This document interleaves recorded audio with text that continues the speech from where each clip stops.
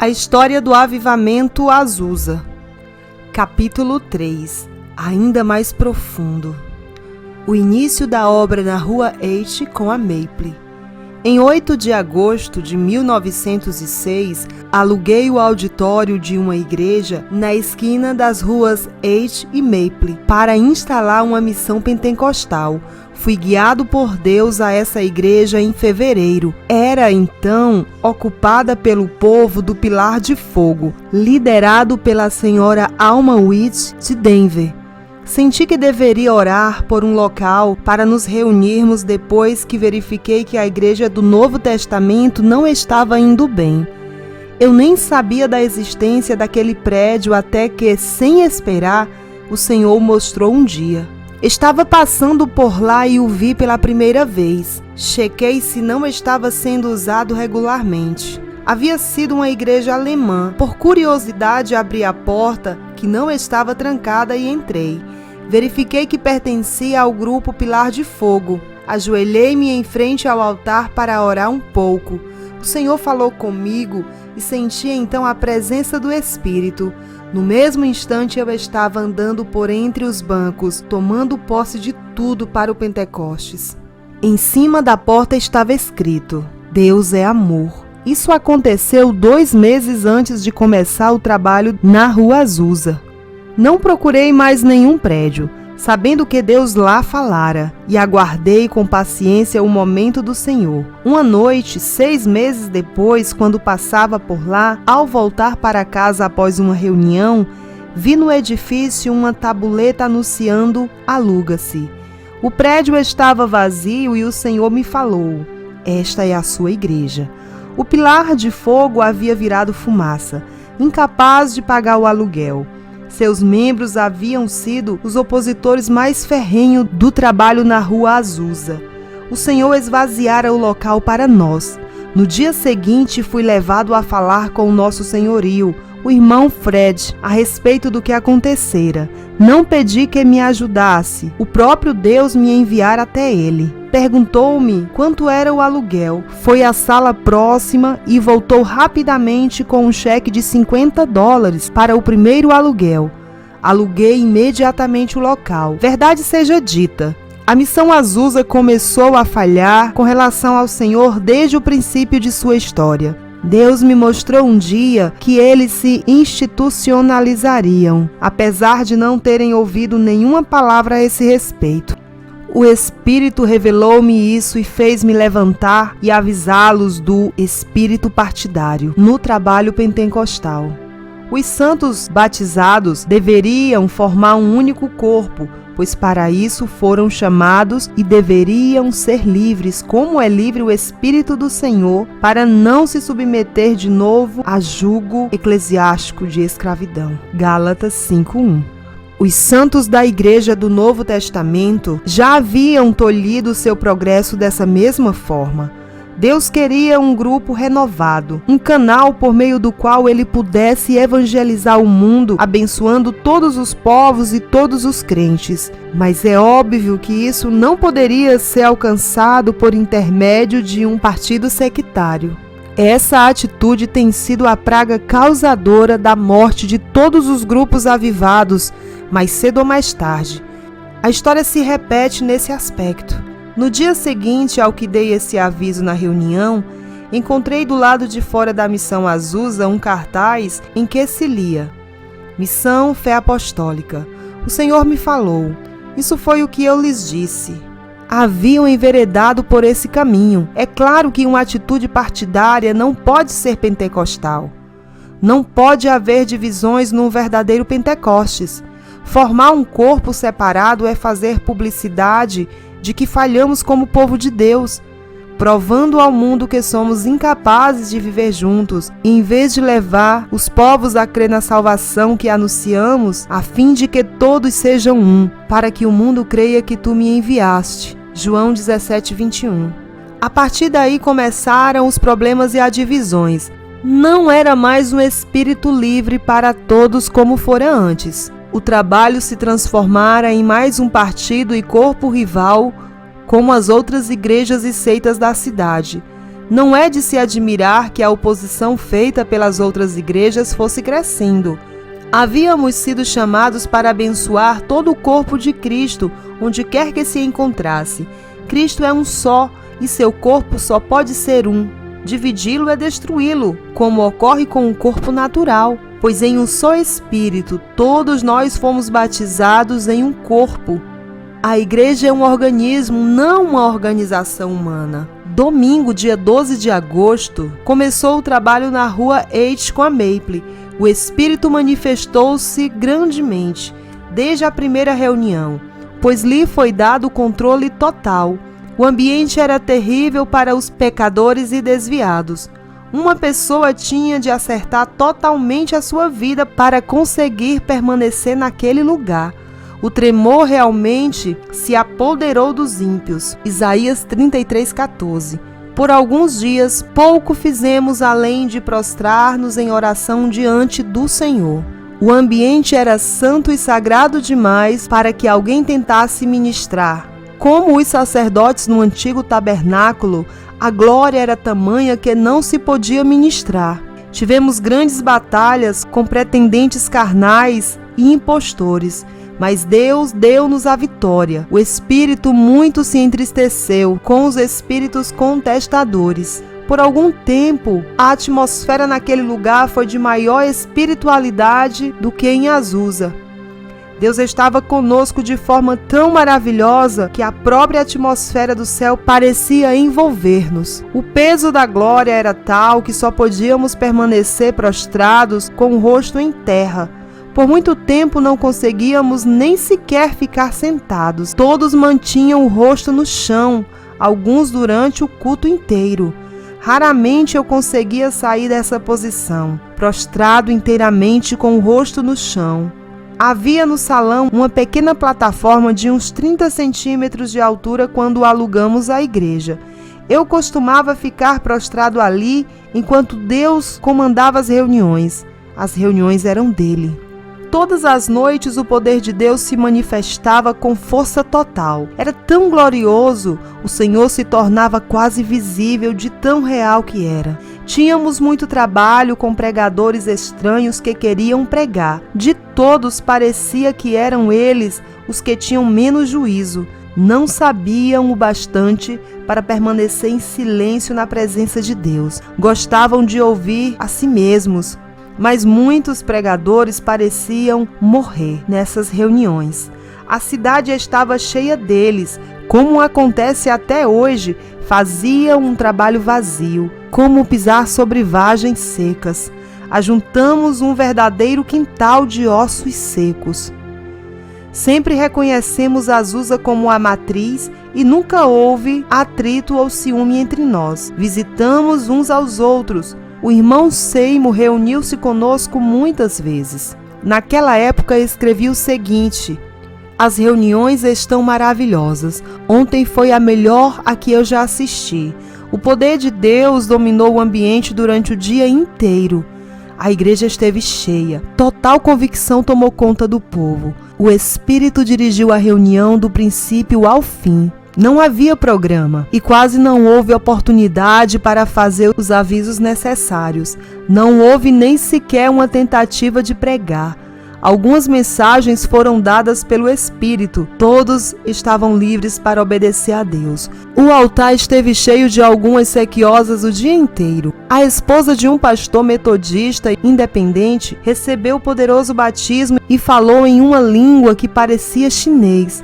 Todos os que eram batizados falaram em línguas. Havia pelo menos 6 pastores. Hollins. Alguns de cabelos brancos que buscavam o batismo com intensidade.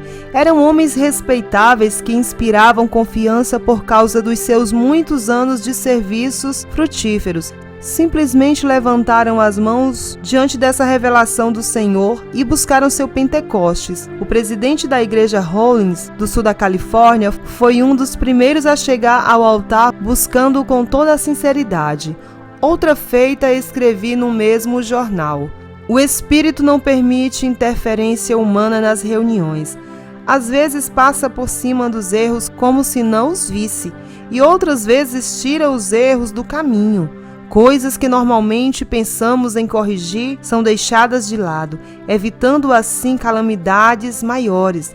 Chamar a atenção para certos erros apavora os irmãos que param de buscar o Senhor e assim o Espírito fica impedido de operar. Por isto, ele simplesmente tira os erros do caminho, pois há questões mais importantes para serem tratadas no momento.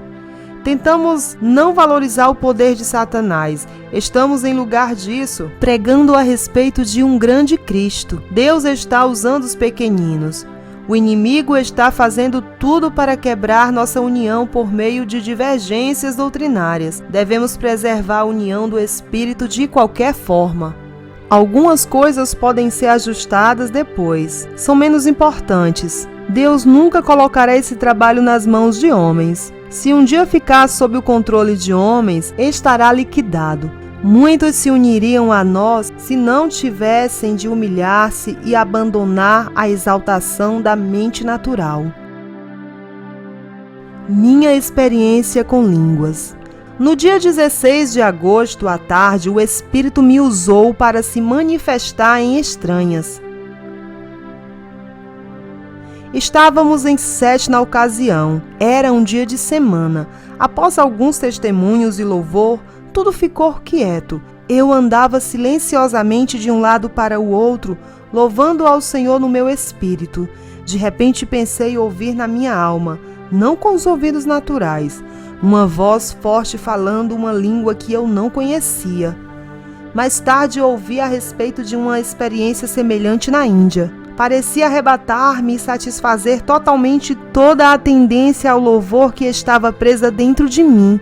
Em poucos instantes, encontrei-me com algo que independia da minha vontade própria, enunciando, com minhas cordas vocais, os mesmos sons que antes ouvira dentro de mim. Era a continuação exata do que eu ouvira em minha alma há alguns minutos. Parecia uma língua perfeita e sentia-me como um espectador. Entreguei-me inteiramente a Deus e com simplicidade fui carregado por sua vontade como por um riacho divino. Eu poderia ter me calado se quisesse, mas não o faria por nada neste mundo. Uma sensação de consciência celestial veio em seguida. É impossível descrever a experiência com precisão. Deve ser vivida para ser apreciada. Não houve esforço de minha parte para falar e nem a menor luta contra esse fluir espontâneo. A experiência foi sagrada. O Espírito Santo tocou em minhas cordas vocais como uma harpa sendo tangida pelo vento. Tudo que foi dito surpreendeu-me completamente, pois nunca me esforçara para falar em línguas. Pelo contrário, porque eu não conseguia compreendê-las com a mente natural e tinha até medo da experiência. Não tive nenhum desejo naquela época de entender o que eu dizia. O falar em línguas parecia pura expressão da alma, fora dos limites da mente natural ou da compreensão humana. Era como se a minha mente estivesse selada e todas as ações dessa capacidade humana natural tivessem cessado sobre essa minha experiência. Supliquei o seguinte: o Espírito havia-me preparado gradativamente para o ponto culminante dessa experiência pelas orações feitas por mim mesmo e por outros. Assim aproximei-me de Deus com um espírito muito submisso, pois havia chegado a um ponto de total abandono da vontade própria e alcançado a plena consciência da minha incapacidade. Fora um processo cumulativo de purificação de toda a atividade do homem natural. A presença do Espírito no meu interior havia sido tão sensível quanto a água no medidor de pressão de uma turbina a vapor. Minha mente, a última fortaleza do homem a ceder a Deus, fora possuída pelo Espírito. As águas que haviam vagarosamente se acumulado passaram por sobre minha cabeça. Fiquei inteiramente mergulhado nele. Os sons em línguas eram completamente destituídos de toque humano, segundo o Espírito me concedia que eu falasse. Atos 2:4. Oh, que sensação maravilhosa é estar totalmente dominado por Deus! Minha mente sempre fora muito ativa e sua atividade carnal era a fonte de todos os problemas da minha experiência cristã. Eu precisava experimentar a disciplina de levar cativo todo o pensamento a Cristo, 2 Coríntios 10:5. Nada impede tanto a fé e a operação do Espírito quanto a autossuficiência da mente humana. Tudo isso precisava ser crucificado, e aí começa a luta. Precisamos tornar-nos totalmente desfeitos, insuficientes e incapazes em nossa própria consciência, completamente humilhados, antes de sermos possuídos pelo Espírito Santo. Queremos possuir o Espírito Santo, mas a verdade é que ele nos deseja possuir primeiro. Com a experiência do falar em línguas, cheguei à entrega total. Foi aberto então em mim um canal para um novo ministério de serviço no Espírito. A partir daí, o Espírito passou a fluir através de mim de uma nova maneira. Mensagens vinham com uma unção que eu nunca tivera antes, com inspiração e iluminação espontâneas e com verdadeiro poder de convicção. Era realmente maravilhoso. O batismo pentecostal significa entrega total, a posse de todo ser pelo Espírito Santo e a disposição de obedecer prontamente. Eu conheci havia muitos anos o poder de Deus que capacita para o ministério, mas agora notava em mim uma sensibilidade nova com relação ao Espírito e uma entrega maior. O resultado era que Deus podia possuir-me e trabalhar em mim de maneira nova por meio de novos canais, com resultados muito mais diretos e poderosos. Recebi nova revelação de sua soberania, tanto em propósito quanto em ação, como jamais conhecera antes. Descobri que, muitas vezes, acusei o Senhor de falta de interesse ou de haver demorado a agir quando eu deveria ter me entregado a Ele pela fé, para que operasse por meio de mim a sua poderosa e soberana vontade. Humilhei-me a seus pés com essa revelação de minha própria ignorância e de seu cuidado e desejos soberanos. Verifiquei que meu pouco desejo de servi-lo era apenas o que ele conseguira transmitir a mim de sua grande vontade, de seu interesse e propósito. Sua palavra declara isso. Tudo o que havia de bom em mim, em pensamento ou ações, vinha dele. Como Hudson Taylor, eu agora sentia que Deus simplesmente me pedia para acompanhá-lo e ajudá-lo naquilo que só ele tem proposto e desejado. Sentia-me muito pequeno diante dessa revelação e da minha maneira errada de compreendê-lo anteriormente. Ele existia e cumpria seus propósitos eternos muito antes que alguém soubesse da minha existência e continuaria a fazê-lo muito depois que eu tivesse ido embora. Não havia distorções ou contorções. Não fiz nenhum esforço para tentar receber o batismo. No meu caso, foi só uma questão de ceder. Na realidade, foi o oposto de uma luta. Minha garganta não inchou. Não foi preciso fazer nenhum esforço no meu aparelho vocal. Não tive a menor dificuldade de falar em línguas. No entanto, posso compreender que alguns tenham dificuldade por não conseguir submeter-se completamente a Deus. Comigo a luta havia sido prolongada por muito tempo. Eu já estava exausto e totalmente submisso. Deus não lida com dois indivíduos da mesma forma. Eu nem estava buscando o batismo quando o recebi. Aliás, nunca o buscara como experiência definitiva. Eu queria submeter-me inteiramente a Deus. Eu só queria uma coisa: receber mais dele. Não havia ninguém gritando ao meu redor para me confundir ou me estimular. Ninguém me sugeria a língua naquela hora por argumentação ou imitação. Deus é capaz de realizar a sua obra sem esse tipo de auxílio e, aliás, de maneira muito melhor. Eu não acredito que seja necessário usar fórceps para dar à luz espiritualmente. Creio em orações equilibradas e sinceras que cooperam com o Espírito. Contudo, muitas almas são tiradas à força do ventre da convicção e têm de ficar na incubadora para sempre. Como ocorre na natureza, assim também é na vida espiritual. É melhor dispensar o máximo possível os médicos e as velhas parteiras. A criança às vezes quase morre por causa da violência desnatural da interferência humana.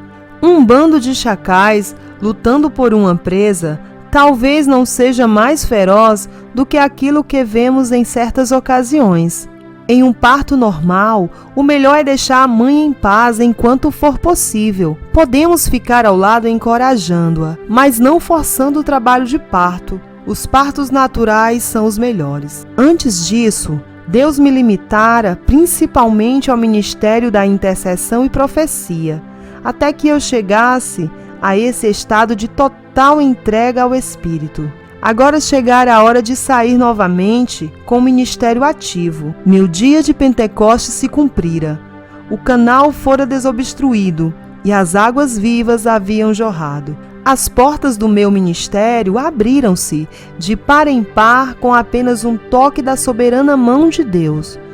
O Espírito começou a operar em mim de forma nova e poderosa. Era diferente. O novo clímax, uma experiência inédita para mim. Era para isso que Deus havia separado todo o grupo que estava conosco. No mundo inteiro, os escolhidos de Deus estavam sendo preparados.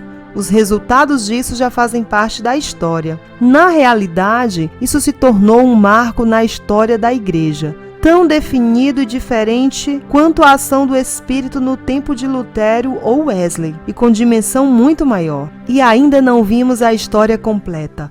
Pouco tempo tivemos até agora para entender ou apreciar esses acontecimentos. Galgamos mais um passo rumo à restauração da igreja primitiva. Estamos completando o círculo. Jesus voltará para uma igreja perfeita, sem mácula nem ruga. Efésios 5:27.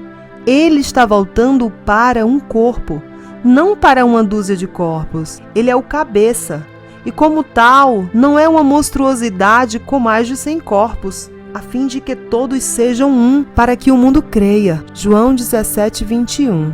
Afinal de contas, esse é o maior sinal para o mundo. Ainda que falemos as línguas dos homens e dos anjos, se não tivermos amor, nada seremos. 1 Coríntios 13. Eu senti que depois da experiência de falar em línguas, outras línguas viriam com facilidade. E tem sido assim.